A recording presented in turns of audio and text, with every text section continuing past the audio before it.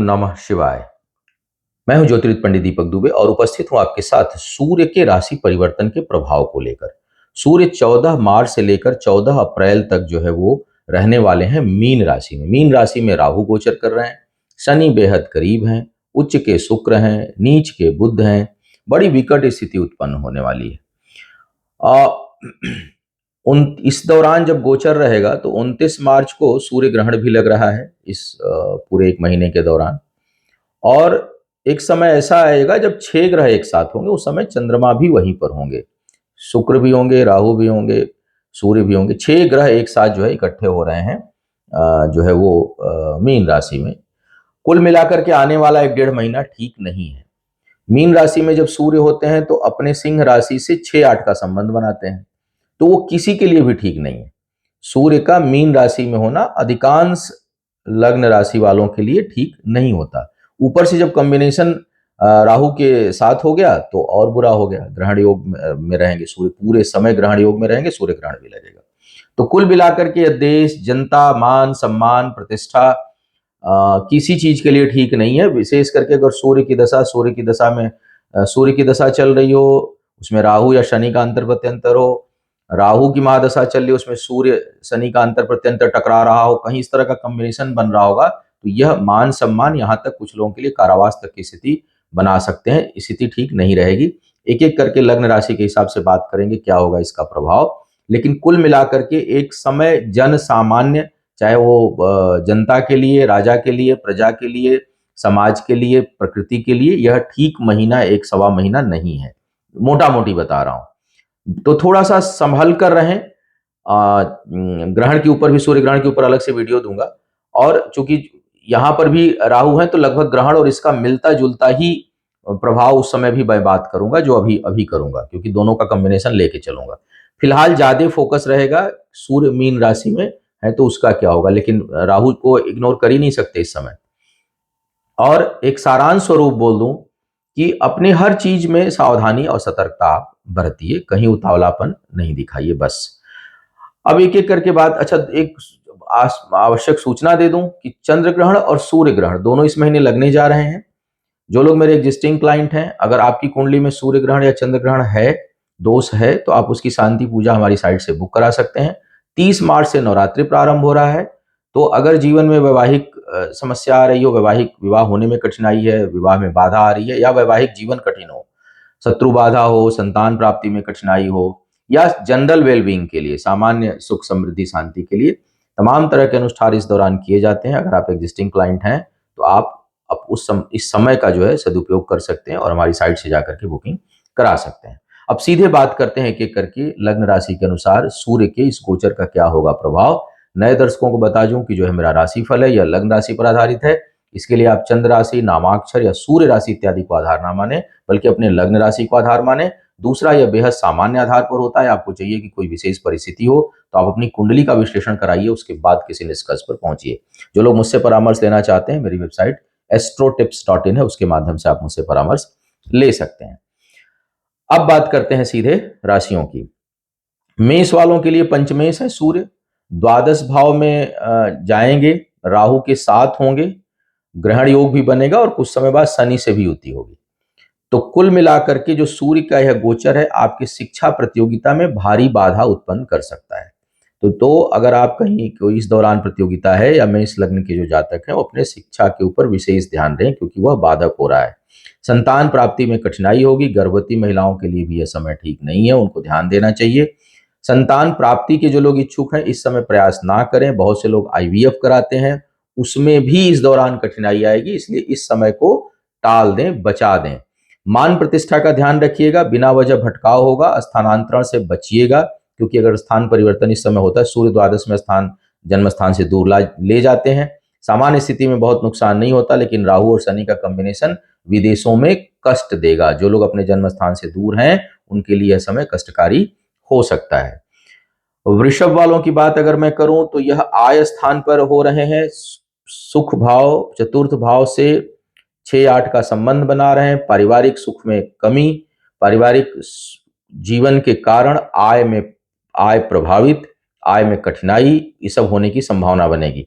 बौद्धिक क्षमता कमजोर रहेगी इस दौरान। उतावलेपन से बचें, इनकम को लेकर सावधान रहें, क्योंकि आय को लेकर के आपके ऊपर आरोप इस समय लग सकते हैं, तो थोड़ी सावधानी आपको रखनी चाहिए। शिक्षा प्रतियोगिता में अपने प्रयासों को बहुत बढ़ा दीजिए, अन्यथा मानसिक उलझने बढ़ेंगी, क्योंकि शुक्र, सूर्य, मरकरी अभी जब यह गोचर हो रहा है, इतने ग्रहों का प्रभाव आपके पंचम पर है, वहां केतु बैठे हुए हैं, तो कुल मिलाकर के मंगल की भी दृष्टि जा रही है, तो यह कुल मिलाकर के ये समय जो है वो शिक्षा प्रतियोगिता संतान के दृष्टिकोण से बहुत नाजुक है। संभल कर चलना होगा, हर जगह सावधानी आप रखें।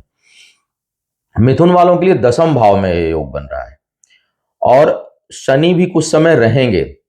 कोर्ट कचहरी मुकदमों के मामले में बिल्कुल सावधान रहें। कार्य क्षेत्र में बहुत परेशानी आ सकती है, मान सम्मान पे आंच आ सकता है, पद प्रतिष्ठा में वृद्धि इस समय ना ही हो तो अच्छा है, क्योंकि कुछ ग्रहों का प्रभाव है, अचानक आपको पद प्रतिष्ठा मिल भी सकती है कुछ लोगों को, लेकिन उसका अंत अच्छा नहीं होगा।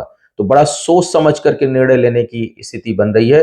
कार्य क्षेत्र में बेहद सावधानी बरतें, आरोप प्रत्यारोप से दूर रहें, अपने करीबी लोगों के साथ वाद विवाद से बचें, कानून से खिलवाड़ बिल्कुल ना, वैसे तो कभी भी नहीं करना चाहिए, लेकिन इस समय थोड़ी और सावधानी बरतें, ताकि कहीं कोई कोर्ट कचहरी मुकदमे की समस्या ना आए। जो लोग जन्म स्थान से दूर रह रहे हैं उनके लिए भी यह समय हानिकारक है, और इस समय जन्म स्थान से दूर जाने का प्रयास ना करें, कुछ समय के लिए उसे टाल दें। सूर्य ग्रहण का प्रभाव लगभग 1 महीने रहता है। कर्क वालों के लिए भाग्य स्थान पे हो रहा है, आय स्थान के लाभ भाव के स्वामी है, दूसरे भाव के स्वामी है, भाग्य स्थान पे हो रहा है। सूर्य अपने स्थान से 6-8 का संबंध बना रहे हैं। धन हानि की प्रबल संभावना बनेगी। जो लोग भाग्य भरोसे कहीं धन लगा रहे हैं उनके लिए यह कष्टकारी समय होगा।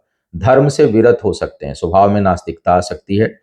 पैतृक संपत्ति में बड़ी कठिनाई आएगी, वाद विवाद बढ़े, उसमें झगड़ा झंझट हो, इसलिए पैतृक संपत्ति के विवाद में ना पड़ें। छोड़ करके जान बचे तो बचा लीजिए। इस समय पड़ेंगे उलझ जाएंगे, केवल नुकसान होगा, कोई फायदा नहीं होने वाला है। तो अगर किसी के सामने ऐसी स्थिति है तो उसको बचना चाहिए, और धर्म के प्रति अपनी रुचि बढ़ाए रखिए, अपनी आस्था बढ़ाए रखिए। करीबी लोगों के साथ भी वाद विवाद हो सकता है, वहां पर जो है संबंधों में थोड़ा उग्रता के साथ बातचीत करने से आपको बचना चाहिए। सिंह वालों के लिए तो लगने से ही है, अष्टम में गोचर हो रहा है। सूर्य जब तक अष्टम में रहेंगे, शनि वहीं पहुंच जाएंगे, राहु भी वहीं रहेंगे। स्वास्थ्य का बहुत ध्यान रखना है सिंह वालों को। सेहत के लिए बिल्कुल समय ठीक नहीं है आपके, धन के लिए भी ठीक नहीं है। कार्य व्यापार में हानि, नुकसान, उतार चढ़ाव, और सबसे बड़ा फैक्टर जो है वो है स्वास्थ्य।